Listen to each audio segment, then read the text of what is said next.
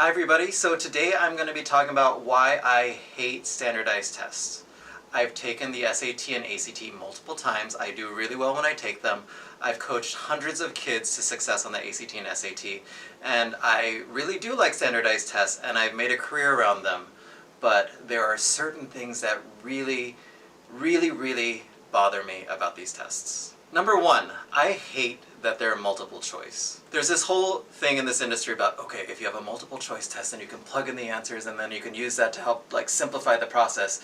But then what's the purpose of the standardized test? Is it so that people can plug in the fastest? Is that what this test really is testing? I like other tests, like maybe the AP test or IB test, where you actually have to explain your answers. Because when you get to explain your answers, it's okay if you miss a negative sign or if you drop a word here and there, because then the reader or the grader can see your process along the way and understand if you understand the process. With multiple choice tests, you can totally guess right, or you can work backwards and not really know what's going on and still get the right answer. So I really hate completely multiple choice tests. I hate that there's only one type of test for college admissions. So obviously in the US we have SAT and ACT, so it's like your choice of Coke or Pepsi on which one you want to use to get into college, and I guess there's a third one where you have no Coke or Pepsi because soda's bad for you. But these tests are so comprehensive. They test all these things from 6th grade math all the way up to honors pre-calculus. They test grammar, they test reading, they test your graph reading ability. There aren't tests for people who specialize in certain things. Let's say, for example, you're really into nursing. I'm not 100% sure how the ACT correlates with you being a good nurse. Or let's say you want to be an engineer.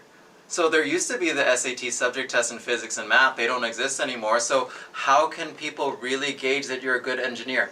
I think a way in kind of the right direction are the AP exams, because then you study really hard for one subject and then you show that you're really good at that. But they're made by the same company that wrote the SAT, so then we're kind of getting a biased perspective maybe, or maybe there's a monopoly going on. So recently there have been other people who are trying to break into the testing industry, so they've come up with different aptitude or assessment tests, but none of them have really gained steam.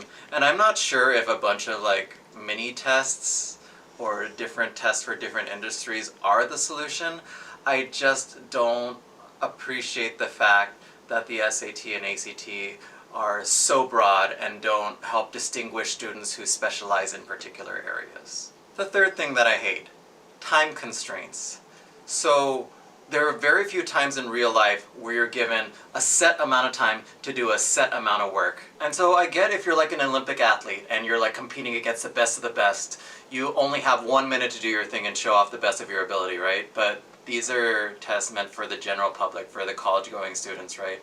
So for a lot of students, trying to get that amount of work done in that limited amount of time doesn't show their best efforts. For example, when I was doing the AP Lang test or the SAT writing test where I had to write the essay, I literally could not write fast enough to finish the essay, so I'd always have to deal with leaving a paragraph off or just having a really sore hand and still an incomplete essay. But in real life, do I really need that skill of being able to bust out three handwritten pages in 30 minutes? No, not really. So that leads to the other point, right? So there are accommodations for these tests for people who maybe have a processing difference, or maybe who have a broken hand so they're able to type or they're able to dictate their essays. So the SAT and ACT do offer a lot of accommodations.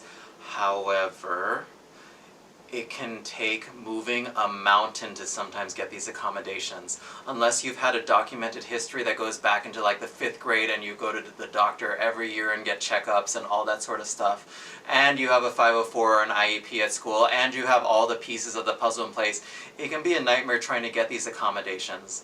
I hate the way the tests are administered. Right now, as it stands in this country, you have 6 test dates or 7 test dates for the SAT and ACT individually.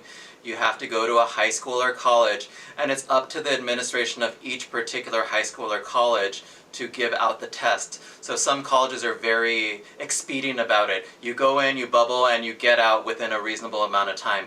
Other places that I've gone to, they literally will file students in a long line. So think 200 kids in a line. They check each person off name by name. They put you into a room. You sit in the room while you wait for the other 60 people behind you to get in. So by the time you're done with the test, it's been like 5 or 6 hours. You're nervous, you're sleepy, you're anxious, and you're waiting 2 hours to literally even start bubbling your answer sheet.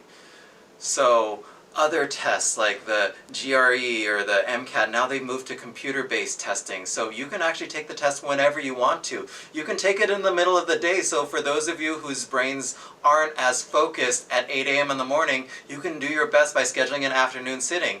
And you don't have to worry about that one test per year, right? I've had students who've had to like postpone test after test after test because maybe they have a football game, or maybe they have another test that they need to do, or maybe they have a project. So hopefully, I see it in the pipeline, I hear rumors of it, these tests are going to move to computer-based testing, so then that'll open up scheduling for the students who are planning to take them. I hate that people equate the SAT with an IQ test.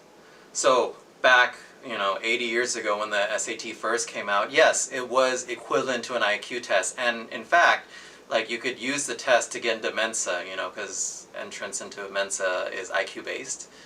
But with how these tests have been recentered and restructured, these tests are allegedly more curriculum based. So doing really, really well on these tests aren't an indication of how smart you are. They do indicate how good you are at memorizing facts. They do indicate how well read you are. They do indicate how you perform under a pressured testing condition, but they are not a true indicator of your IQ. In fact, you can have different types of IQ. Maybe you're great with your hands, maybe you're super creative, maybe you're good at dealing with people. This test doesn't show any of those abilities that you might have. These tests are expensive. So you look at one test and it's like, okay, $50. $60 if you do it with the essay. And then you can pay another fee of $30 if you want the actual answer sheet, answer document that comes with your test.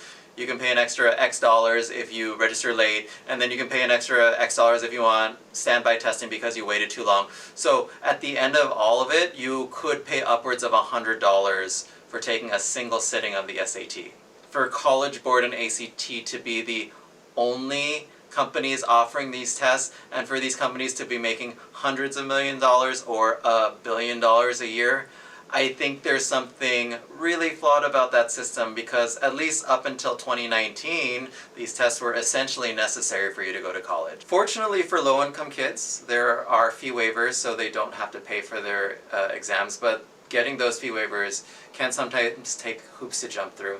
It comes with 4 free score sends, right? So if you decide within 72 hours of taking the exam that you have 4 colleges that you want to send the score to, you get that for free. But of course you won't get your scores back, so if you get a really bad score, then you won't even know that you got a bad score. So let's say you take the exam in May, and then you want to submit it in October when you're applying for colleges and stuff, right?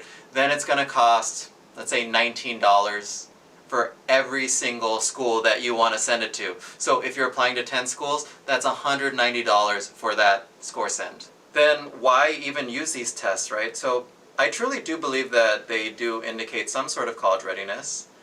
There are certain questions that indicate a student's ability to do well on certain math types of questions. There is a correlation between your ability to read and how you do on the reading section of this exam, especially for the SAT, let's say.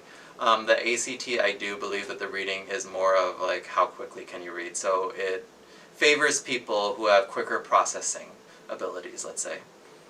And then I do believe that on the science section of the ACT, students who can process large amounts of data tend to do better. So there is somewhat of a correlation between your ability to do a lot of work and your ability to do well. So there is merit to this test. And so this leads into the whole discussion of the test optional movement. Do I believe that it's a good thing? I do believe that it's a good thing for a lot of students. I believe that for students for whom their skills don't lie in testing, they don't need to take the exam. I really truly do believe that. I do still believe that students who have an aptitude for these tests should go ahead and take them because there is some value added in having a high score. Let me know your thoughts and comments. What ways do you find this test annoying?